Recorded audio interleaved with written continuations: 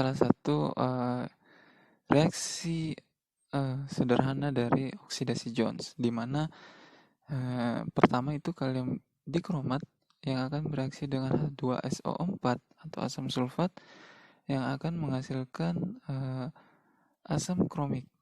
Ini asam kromik. Sebetulnya itu cuma sampai situ dulu. Jangan dulu kita bahas ini.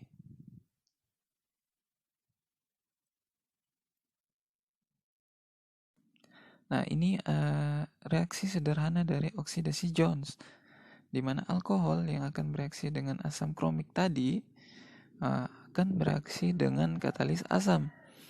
OH pada alkohol akan masuk ke kromik atau Cr sehingga membentuk ikatan, dan kemudian asam sulfat di sini akan menyumbangkan 1H+ yang akan berikatan dengan rangkap O pada Cr sehingga membentuk OH. Selanjutnya yang kedua, karena ikatan O dan Cr itu muatannya positif atau berlebih sehingga melepaskan satu hidrogen. Hidrogen ini akan masuk bereaksi dengan OH yang mempunyai pasangan elektron bebas, sehingga salah satunya saja ya, sehingga membentuk muatan O yang positif kembali atau H2O positif berikatan dengan Cr. Kemudian terjadi pemutusan. Di sini yang pertama itu pemutusan atau pelepasan ikatan hidrogen yang akan kembali bereaksi dengan katalis asam sulfat ini sehingga membentuk katalis kembali maksud saya. Kemudian reaksinya yang pertama itu sehingga membentuk keton ini. Kemudian ikatan O dan Cr itu akan masuk kembali ke Cr sehingga kemudian selanjutnya melepaskan H2O ini. Ini melepaskan H2O, dan ini yang senyawa yang ketiga hasil reaksinya, dan akan menghasilkan kembali katalis asam.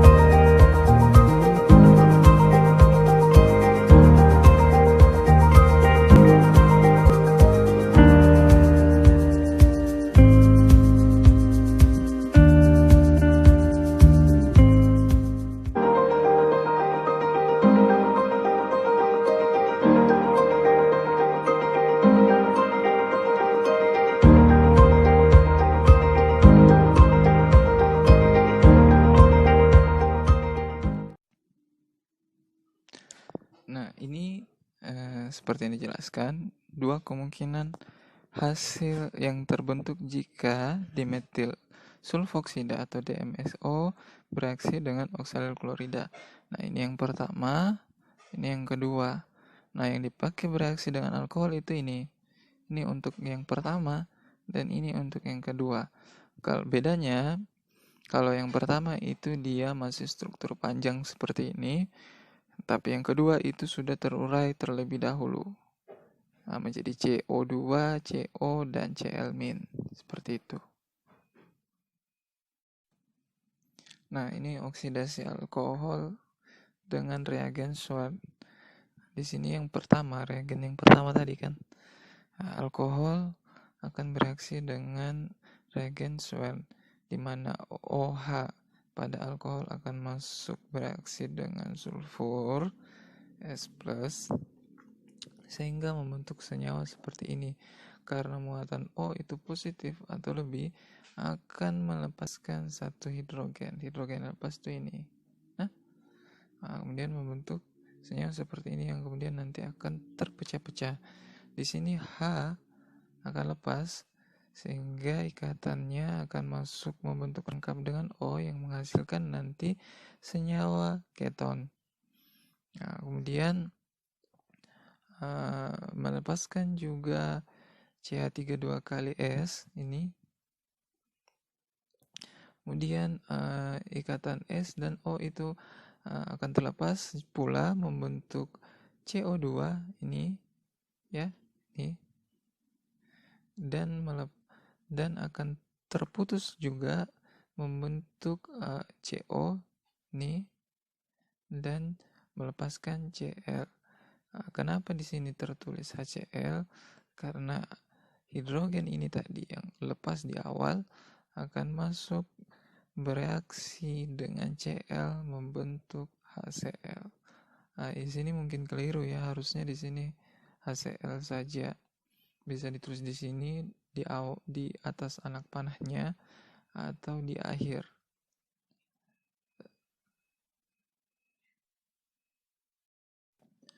Nah, yang ini adalah reaksi oksidasi alkohol dengan bereaksi Schwann yang kedua tadi. Yang ini kan, yang kedua tadi. Nah, di mana OH pada alkohol akan masuk bereaksi dengan S yang bermuatan positif, atau sehingga membentuk senyawa seperti ini, dan kembali akan melepaskan satu hidrogen karena muatan O-nya itu positif atau berlebih. Nah, akan melepaskan satu hidrogen. Kemudian menghasilkan senyawa seperti ini. Kembali akan terurai menjadi atau terputus menjadi bagian-bagiannya. Di sini yang pertama itu adalah hidrogen yang lepas sini sehingga ikatannya masuk membentuk rangkap dengan CO. Ini ya. Nah, hasilnya ini senyawa keton. Jadi dia oksidasi alkohol menjadi senyawa keton. Kemudian akan menghasilkan CH32 kali S ini, di mana ikatan O dan S itu putus dan akan melepaskan Cl yang akan bereaksi kembali dengan H ini yang tadi putus di awal, yang lepas di awal, membentuk asam klorida. Seperti itu.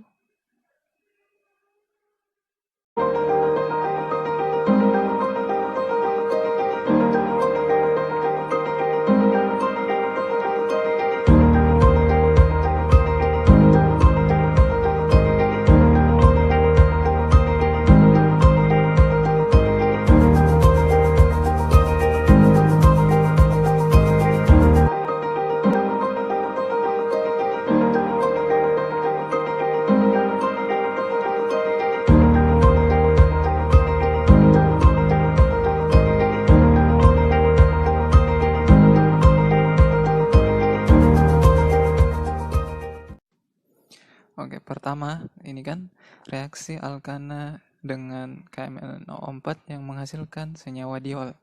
Nah, di sini ada contoh reaksi sederhananya. Pertama, KMnO4 O-nya ini kan yang punya pasangan elektron bebas akan masuk ke C. Atom C ini ya. Atom C. Kemudian sehingga mendorong ikatan rangkap pada alkena untuk berikatan dengan O yang punya pasangan elektron bebas, di mana ikatan O rangkap Mn ini akan lepas satu sehingga terjadi resonansi melepaskan satu ikatan O yang ada di bagian luar ini, maka senyawanya akan jadi seperti ini. Jadi O-nya tadi ini akan bermuatan negatif karena dia kekurangan satu ikatan. Nah, selanjutnya dia direaksikan dengan basa. Nah, di sini basanya itu bisa berupa KOH, NaOH, dan lain sebagainya. Yang bereaksi kita uraikan dulu kan, jadinya OH-. Nah, OH- ini akan masuk ke dalam Mn, sehingga melepaskan ikatan antara O dan Mn salah satunya ini sehingga dia bermuatan negatif atau kekurangan.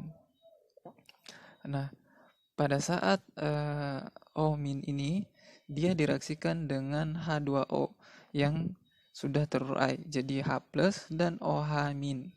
Nah, di sini H+ akan masuk ke OH ini, O yang min ini, sehingga membentuk OH. Toh, Kemudian OH ini akan masuk ke Mn dan akan melepaskan satu hidrogen atau proton pada O yang akan membentuk OH. Nah, akan membentuk OH. Nah, jadilah senyawa diol. Tetapi reaksi berlanjut di mana MnO ini akan bereaksi lagi dengan H+ dan akan mengeluarkan H2O. Ini kan OH-nya berikatan dengan H+ sehingga membentuk OH2 positif karena dia berlebih ikatannya O-nya sehingga melepaskan OH. Terus lanjut reaksinya berlanjut dengan asam di mana OH kembali lagi bereaksi dengan H+. H+ ini dari asam ya, sehingga OH akan membentuk OH2+ lagi karena O-nya ikatannya lebih, bermuatan lebih, akan melepaskan H2O dan menghasilkan MnO2 seperti ini. Nah, kalau yang ini adalah reaksi senyawa alkena dengan MnO4 yang menghasilkan senyawa aldehid atau keton. Ya. Nah, yang dihasilkan ini aldehid ini, yang ini. Nah, yang pertama adalah O akan masuk berikatan dengan C ini sehingga rangkap pada alkena akan masuk berikatan dengan O yang mempunyai pasangan elektron bebas sehingga terjadi resonansi di mana ikatan rangkap 2OMN tadi yang sudah masuk berikatan dari alkena, ikatannya akan pindah ke sini dan melepaskan satu ikatan pada O bagian luar sehingga dia bermuatan negatif atau kekurangan ikatan. Selanjutnya terjadi pemutusan. Pemutusan di sini yang pertama adalah ikatan antara O dan Mn akan masuk berikatan rangkap dengan O dan C. Sehingga C muatannya atau ikatannya jadi lebih, di situ kan jadi 5 tuh karena berbentuk rangkap, melepaskan ikatan antara C dan C yang akan masuk membentuk rangkap antara ikatan C dan O yang ini. Nah, sehingga ikatan O dan Mn akan lepas dan pindah ke O karena dia kekurangan tadi satu ikatan. Nah, yang ini akan menghasilkan satu aldehid dan yang bawah menghasilkan satu aldehid yang lainnya. Maka biasa dia ditulis dengan dua